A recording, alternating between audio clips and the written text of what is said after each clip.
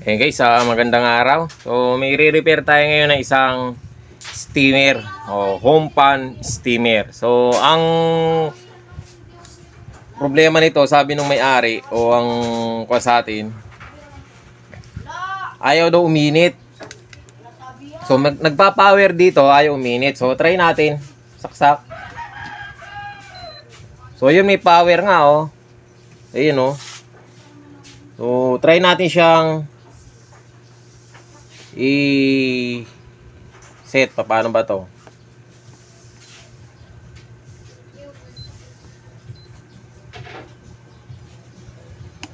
Ayan.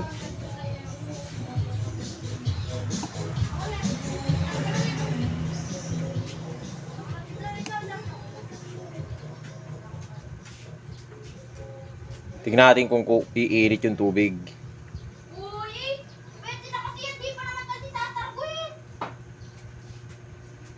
Parang ang tagal ah. So yung parang umiinit na. Ay, hindi nga.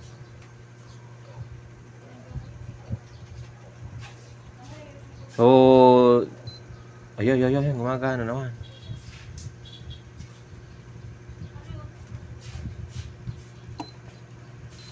Soft touch siya. Ayun, malagitik. So tingnan natin kung uminit yung tubig.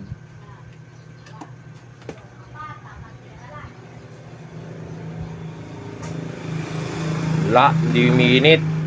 Ayaw. Malamig pa rin. So wala oh.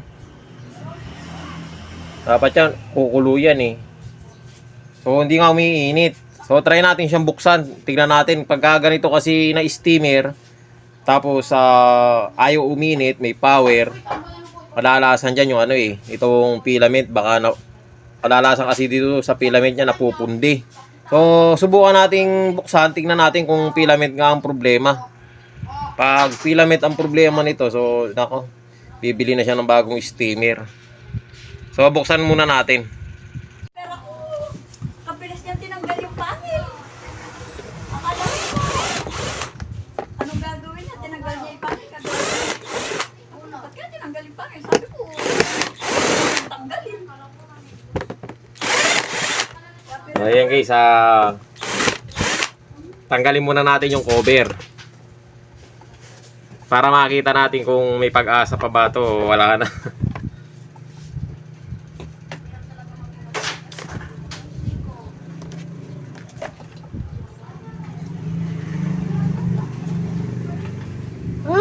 Ito ang problema. Nakita ko na ang problema niya. Ayan oh. So pakita ko sa inyo. Mukhang may pag-asa pa ito ah. Ito ang naging problema niya. Ayan. Ay, dami palang mga ano eh, oh, mga maluluwag na hinang.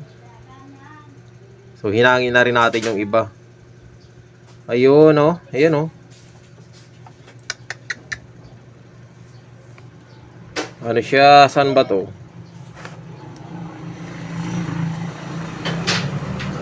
Parang ano siya, parang sa relay. Tapos hindi nga andar, hindi nga siya iinit. Hindi nga iinit kasi ito yung, tingnan natin yung filament kung buo pa ba.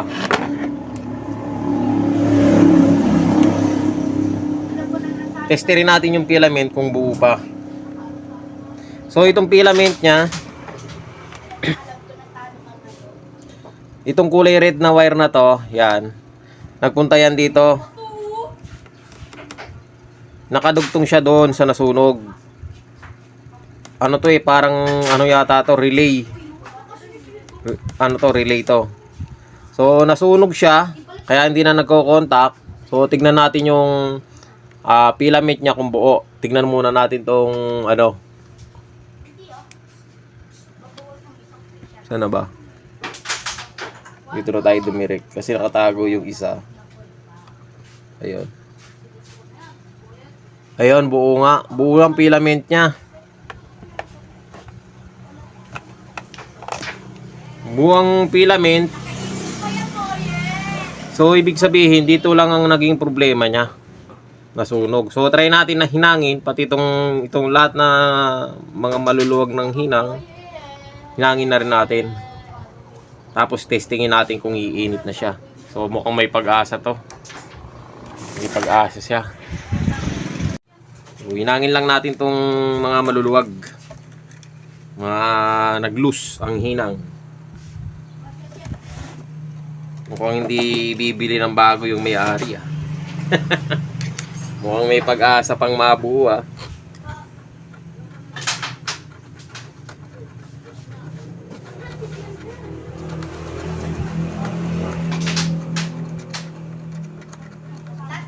Swerte. Kung ito lang ang problema.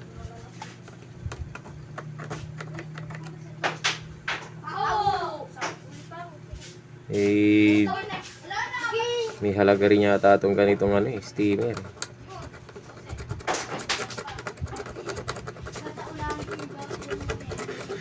Kasi kadalasan dito, pag ayaw uminit, napupundi kasi ito eh. Parang parang magsakwan. Yan ang pinaka-filament niya eh. Parang siya, plancha, ganun. Napupundi rin yan.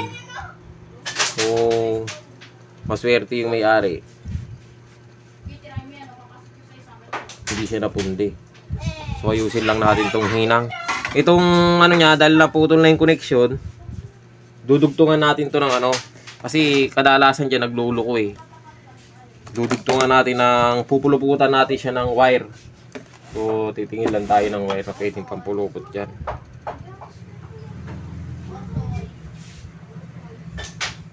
Kasi pag hininang mo lang yan, dahil medyo yan, kailangan kasi dito wire, pulupot. Yan, pupuluputan natin ng wire.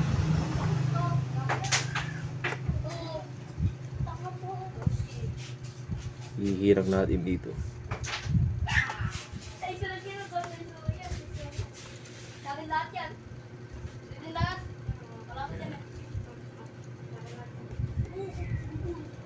Para matibay.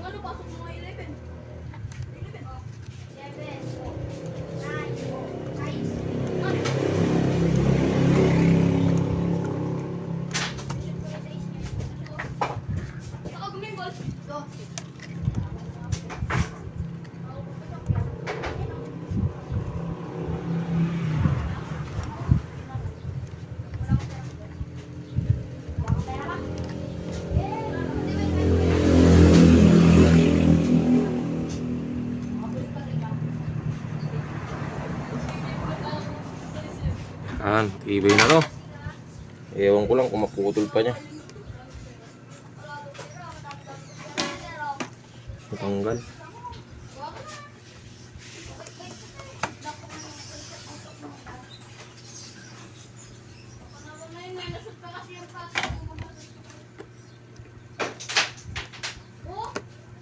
So yan.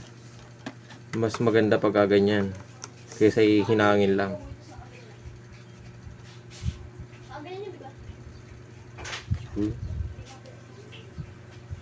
Okay na to. So mas matibay naman siguro to kaysa sa hininang lang, diba? So hinangin na rin natin to mga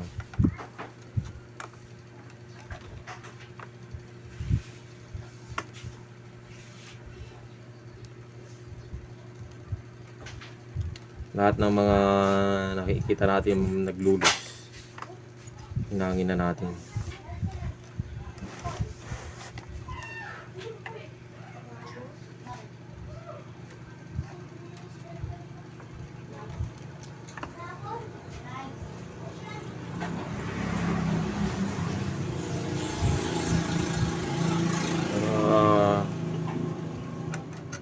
Total, kinalag na rin natin. Hinang na. Oh, yan. Okay na siguro to.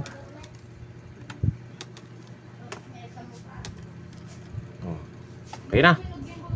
Try natin. Subukan nating saksak. Kabit na natin yung takip kasi ibabaliktad natin yan. Baka uminit yung ilalim. Masusunog yung patungan natin. Yan. Good na to. Tornilyo na natin.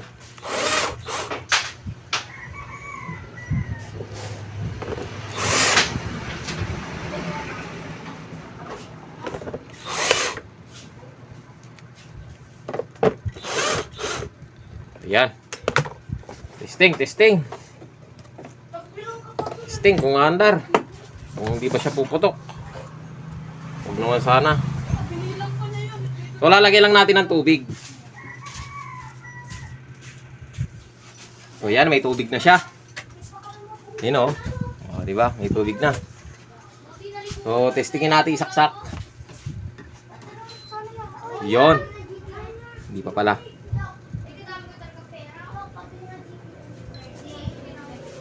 Yan. Antayin natin. Ano, magitik na. Kala parang hindi nagbabawas ng ano. So yan, ayun. Bumubulubok na. Ayun, kumukulo na siya. So tignan natin mabuti. Tutukan natin sa camera. Ayan o. Ayan.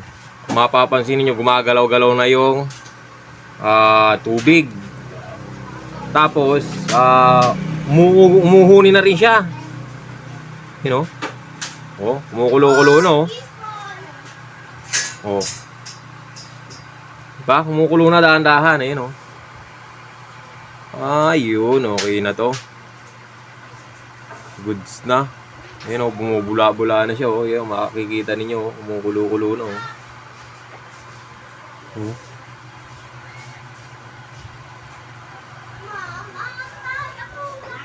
Ayun na, kumukulo na oh. Oh, bumubulubok na oh. Oh, di ba?